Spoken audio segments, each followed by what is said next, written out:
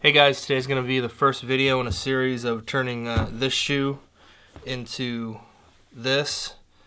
So we're going to be doing some restoring on them, get them taken care of here. So I'm going to show you everything that I use, and then we'll get started. So obviously here's that shoe.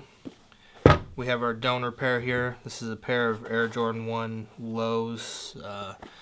Nothing special, but the sole matches, so that's all we need.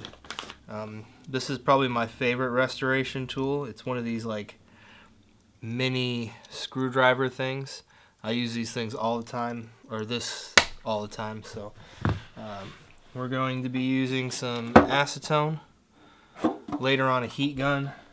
I'm also using this bag where I'm going to put the shoes down on it so I don't get acetone everywhere, so my wife doesn't get upset. So yep, that's about it. Let's get into it.